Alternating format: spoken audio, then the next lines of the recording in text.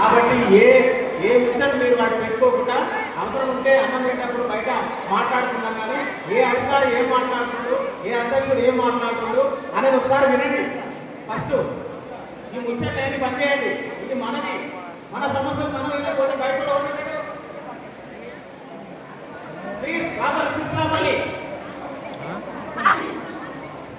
ముందుగా భారత ప్రపంచ అంతర్జాతీయ వికలాంగుల దినోత్సవానికి విచ్చేసినటువంటి మనకి ఇక్కడ వేదిక మీద ఆసనైనటువంటి వివిధ సంఘాల అధ్యక్షులు మరియు ఉపాధ్యక్షులు, వివిధ జిల్లాల నుంచి విచ్చేసినటువంటి నా దివ్యాంగ, వివిధ మండలాల నుంచి విచ్చేసినటువంటి నా దివ్యాంగ సోదరులకు భారత వికలాంగుల హక్కుల పరిరక్షణ సమితి నల్గొండ జిల్లా అధ్యక్షుడిగా ప్రతి ఒక్కరికి పేరున ఈ యొక్క దివ్యాంగుల అంతర్జాతీయ దివ్యాంగుల దినోత్సవ శుభాకాంక్షలు తెలియజేస్తున్నారు. ముఖ్యంగా ఈ భారత వరలు గత 75 సంవత్సరాల నుంచి మన దివ్యాంగులకు అన్యాయం జరుగుతూనే ఉంది. ఇప్పటి వరకు ఎలాంటి సమస్యలు కూడా పరిష్కారం జరిగినట్టు ఈ చరిత్రలో లేదు. ఏ విధంగా అంటే ఎన్ని ప్రభుత్వాలు వచ్చినా, ఎన్ని సంఘాలున్నా, ఏదున్నా బయటి వారికి సమస్యలు పరిష్కారం అవుతున్నాయి, కానీ మన దివ్యాంగులకు ఎలాంటి పరిష్కారం జరగట్లేదు. ఇది ప్రభుత్వం వైఫల్యమా లేకపోతే అధికారుల వైఫల్యమా? ఇంతవరకు మనకు ఈ విషయం జరగట్లేదు. గత 3 సంవత్సరాల నుంచి 4% రిజర్వేషన్ 5% రిజర్వేషన్ చేయాలని పోరాడుతూనే ఉన్నాం, కానీ ఏ అధికారులు కూడా ఎవరు కూడా పట్టించుకోవడం లేదు. ఈ విషయంలోనే మనకు అర్థమవుతుంది దివ్యాంగుల పట్ల అధికారులు కానీ ఉన్న ప్రభుత్వం కానీ ఏ విధంగా ప్రవర్తిస్తుందనేది మనకు అక్షరాలుగా మనకు అవపడుతుంది. కాబట్టి ఇప్పటికైనా దివ్యాంగ మిత్రులారా, కలిసి ఉంటే కలదుకుందాం అని ఆనాడు పెద్దలు అన్నారు. కాబట్టి మనం అందరూ ఏకపడై మన యొక్క సమస్యలని మన యొక్క గవర్నమెంట్ కానీ ఇక్కడ ఉన్న అధికారులు కానీ నిలదీస్తేనే మన యొక్క సమస్య పరిష్కారం అవుతుంది. కాబట్టి అందరూ ఆలోచించండి, అందరం ముందుకెళ్ళి ఈ యొక్క సమస్యలను పరిష్కరించుకోవడానికి అవకాశం ఉంటుంది. కాబట్టి మిత్రులారా, ఇక్కడ ఉన్నటువంటి మన ఆసియా ఖండంలోనే అత్యంత ఫ్లోరైడ్ డిస్టిక్ అయినటువంటి మన నల్గొండ జిల్లా, ఇక్కడ ఉన్నటువంటి దివ్యాంగులు ఎంతో మంది ఉన్నారు, ఎంతో మంది ఆపదలు పడుతున్నారు, సాధనలు పడుతున్నారు.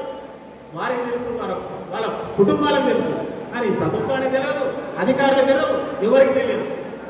కాబట్టి మిత్రులారా, మీరు కూడా ఆలోచించుకోండి. కాబట్టి ఇక్కడ వేదిక మీద ఉన్న పెద్దలని కూడా నేను ముఖ్యంగా తెలియజేస్తున్నాను. సార్, గత 3 సంవత్సరాల నుంచి నేను ఇక్కడ మీ జిల్లాకు వచ్చిన దగ్గర నుంచి చూస్తున్నాను. మా యొక్క విద్యార్థులు, మన నల్గొండలో ఉన్న విద్యార్థులు కానీ, నా తోటి సంఘ నాయకులు కానీ ఎన్నో విషయాలు చేస్తూనే ఉన్నాం. ఈ డిసెంబర్ 3 నాడు మాట్లాడిన విషయాలు మళ్ళీ ఏ మీటింగ్ పెట్టి కానీ ఏది కానీ పరిష్కారం జరగట్లేదు. అది ఏమిటి జరగట్లేదు అనేది మాకు అర్థం కావట్లేదు. అసలు మీరు పట్టించుకోవట్లేదా, మా గురించి మీకు అవసరం లేదా అనేది ఇంతవరకు మాకు అర్థం కావడం లేదు. ఎన్నిసార్లు చెప్పాలి, ఎన్ని రిప్రజెంటేటివ్లు ఇవ్వాలి, ఎన్నిసార్లు కలవాలి, మాకు ఇంకా అర్థం కావట్లేదు. మీరే విసిగిపోతున్నాం. మా యొక్క ఓటు వినియోగించుకొని గట్టెలుస్తున్నారు, పదవులు తీసుకుంటున్నారు, కానీ మాకు ఎలాంటి పదవులు లేవు. మేము ఆశించామా? మా యొక్క డిమాండ్ ఏంటి? గవర్నమెంట్ ఇస్తున్నటువంటి ఆసరా పింఛన్ని గత ప్రభుత్వం మన పెట్టినటువంటి ప్రభుత్వం 4,000 పింఛన్ని 6,000 పింఛన్ చేయమని ఎంతో మంది నిరాకరిస్తారు. రోడ్ల మీద తిరుగుతున్నాము. ఆటోలో ఎక్కి దిగి ఎంత ఇబ్బందులు పడుతున్నాం ఎవరు తెలియదు. కానీ ఇంతవరకు దాని 6,000 పింఛన్ని చేసే మానవ లేకపోయింది. కాబట్టి ఇక్కడ స్టేజ్ మీద ఉన్న పెద్దలకు తెలియజేయడం ఏమనగా, ఇక్కడ మన నల్గొండ జిల్లాలో అత్యధికంగా వికలాంగులు ఉన్నారు. కాబట్టి దయచేసి స్టేజ్ మీద ఉన్నటువంటి పీడబ్ల్యూ వీరంగారు గారు, విఆర్డీఓ సార్ గారు గారికి తెలియజేయడం ఏమనగా, ఈ యొక్క నల్గొండ జిల్లాలో ఉన్నటువంటి బ్యాక్లాగ్ పోస్టులని అతి తొందరలోనే మా మీద మీరు ప్రేమతోటి ఆ యొక్క రిజర్వేషన్ ప్రకారం 4 మా యొక్క రోస్టర్ పాయింట్ ప్రకారం వాటిని వెలికి తీసి మీరైనా ఉపాధి కల్పించండి. ఎట్లా గవర్నమెంట్ నోటిఫికేషన్ వేస్తలేదు, మీరున్న నోటిఫికేషన్ అన్నా ప్రతి ఒక్క డిపార్ట్మెంట్లో కొన్ని పోస్టులు ఉన్నాయి, అదన్నా మీరు నోటిఫికేషన్ వేసి మీరు ఎంతగానో చెప్పారని 2015 నోటిఫికేషన్ వేశారు. కానీ అనివార్య కారణాల వల్ల దాన్ని స్టాప్ చేయడం జరిగింది. ఇంతవరకు ఎలాంటి నోటిఫికేషన్ లేదు.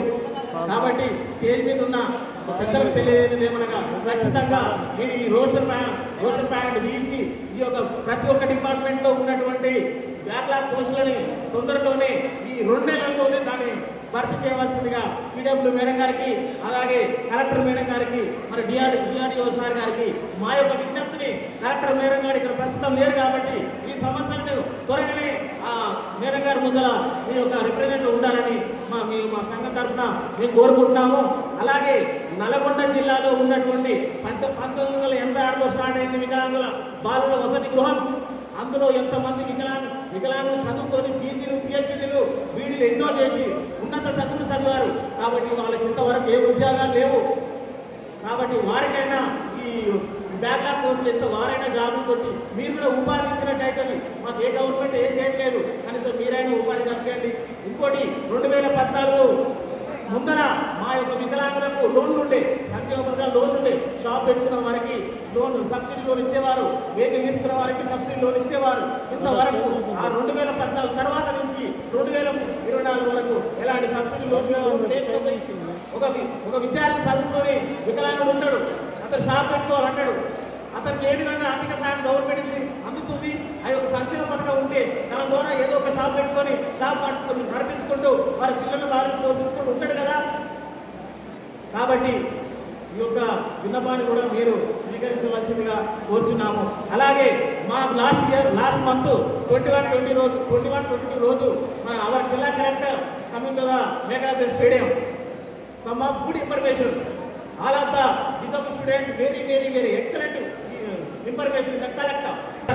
మీ మేడం గారికి మేడం 1986 నుంచి ఇప్పటి వరకు నలుగురు రాష్ట్రం ఉంది, దానికి స్థలం కేటాయించి దాన్ని బిల్డింగ్ నిర్మాణానికి మీరు సహకరించండి అని అనడంతోనే మేడం ఇన్ఫర్మేషన్ ఇవ్వడంతో మీకు ఎమ్మడి మీకు స్థలం కేటాయిస్తానని చెప్పడం, ప్రతి ఒక్క జిల్లాంగుడు సపోర్ట్ కొట్టవలసిందిగా కలెక్టర్ గారికి మేము విన్నవిస్తున్నాము.